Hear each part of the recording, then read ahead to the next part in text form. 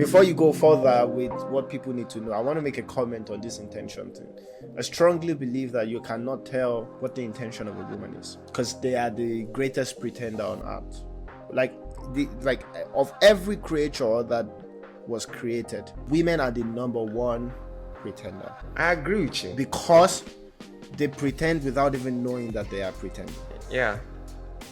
So when they are in those moments as well, they might have like an inkling of doubt inside them about something, but they are delusional enough to fully assume a different character that's what you see.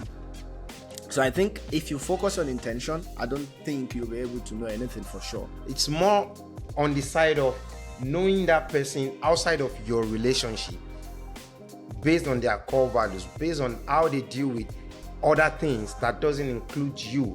When you put all these data points together, you can tell the kind of person you are with. Like, oh, when she's mad, she breaks things. When she's angry, she does this. She can let things go. If that makes sense, that's the perspective that I'm trying to come from. I get what you're saying. So for me, I think maybe that we're similar in the sense of I'll focus a lot on how she treats me. Like, the behavior is what matters most to me. And I know that this behavior won't give me 100% certainty, but at least it will give me confidence that when I made that decision, I made it on the basis of the right behavioral characteristics that I saw.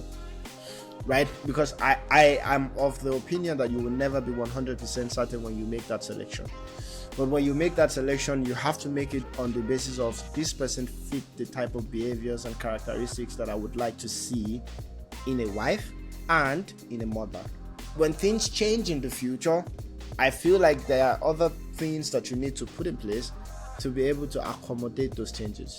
And when I say accommodate, it doesn't mean, just taking everything in and suffering or whatever, but for you as a person by yourself to be able to adjust.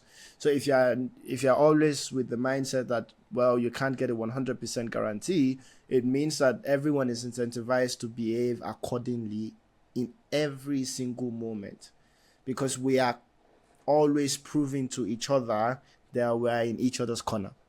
Exactly. I hate the idea that someone tells me you should trust that I'm in your corner when I don't see it in their behavior. Yeah.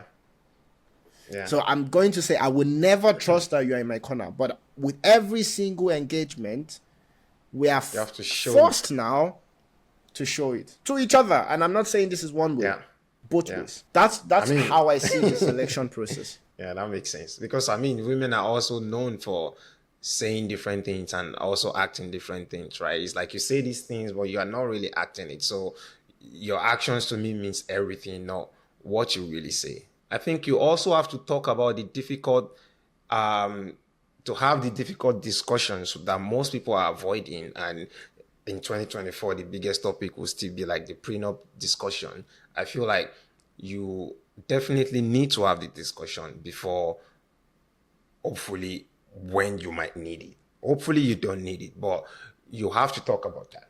Another thing I would say is quite necessary is also the finances. I think people also don't talk about that enough. You have to sort of align on how the finances of the household is going to work. If you guys want to have like a joint account or not, or this, so you sort of have to align on that.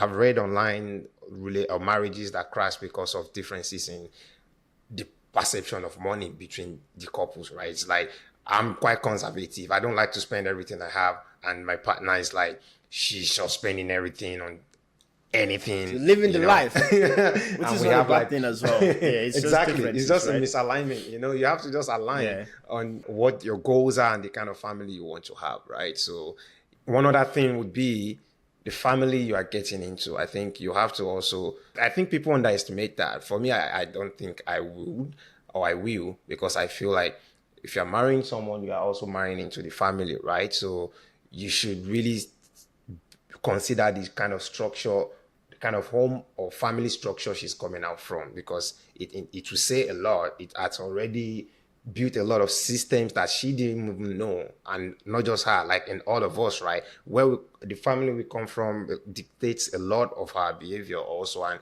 what we perceive to be normal, what is not normal. The family bit is big as well, because when people look upwards within their family, there are only two possibilities. One, the possibility that you look up and you're like, I absolutely don't want to be like them, or you become exactly what they are. Most times what happens is that you become exactly what they are, and the people that are able to break the chain and become something else, they're more few than many. And I agree with the financial conversation. This is absolutely important. One thing that I want to ask is, do you also see the necessity to discuss the roles of the couple in the household? I mean, I would even use the word leadership, because I feel like without that, things will just fall into chaos. Things will fall apart. And I would use semantics even now, right? So we call a marriage an institution for some reason. And for every institution, there has to be hierarchy. If that doesn't exist, there will be chaos. Then there will be power struggle, there will be friction. But that doesn't also mean that you can't deliberate on things. Yeah, for sure. If there are things that I believe, like, okay, this is something that I will come to you to be like, oh, what do you think about this? What do you think about that? But I would like to still know that I'm responsible for the final decision, sort of, as the man. Yeah, and I think that's the problematic part that a lot of women have dealt with, can't really fathom or like wrap their head around. You believe that men should be the one with the leadership authority within a household. Is this cultural to you, or is this absolute for human race? I would argue that it's absolute for human race, but we've somehow convinced ourselves that it's not, especially in the West. And yes, it's also cultural for me. And I believe my culture just have sticked with what has worked for thousands of years, or at least for a longer period of time. For them, at least. Mm-hmm. Exactly. Like in the West, for example, as an example of a civilized society, right? It's like what I've seen is a lot of men being silenced. And I think what we are seeing now is a lot of men not giving a fuck anymore, or just not wanting to do it anymore. I'll tell you something interesting. I've also seen men that are fully happy to renege that responsibility to their women. Absolutely, I've seen men that are completely fine with playing a different role in the household. And in my own perspective, I would always imagine that that's why you need to have the conversation before, because it's again a question of alignment and not an absolute, this is how it will always go. There's a lot within marriages that it has to be unique to the couples as opposed to final. But I know between the two of us, the genders are so similar within and so different between each other that there are some generalizations that can be made. Like, men are so dissimilar within the group of men and so different from women, and women are so similar within the group of women, that you can almost group that gender as men, women. Let's generalize certain interactions or certain engagements and how it should be set up. But still, the world has become much more multifaceted, that there are actually men now that are happy with a different type of lifestyles. Yeah, that's true. But yeah, majority, I'm with you. I mean, I feel like a lot of that is also, from my perspective, I feel like it's a lot of conditioning happening, a lot of women taking up a lot of masculine roles in the society. I'm not against that.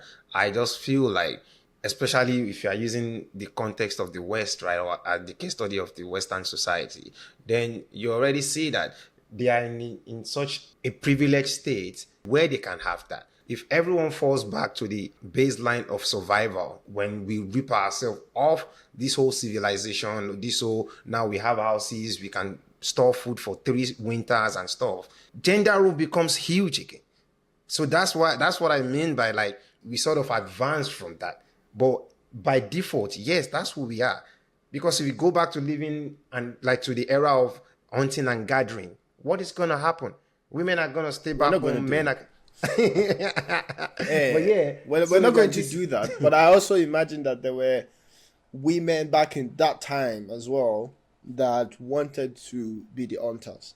You know, we had like strong women in the Yoruba culture that pushed the boundary of what fighting war meant. And however, it's not the majority. Exactly. That's exactly the point. That even though we will have outliers, we can still almost generalize because we are so the same within our gender group and so different between each other. No civilization can be built with women's manpower. That's why it's called manpower. We won't say women's power. Yeah, I mean, but we absolutely need each other as well, right?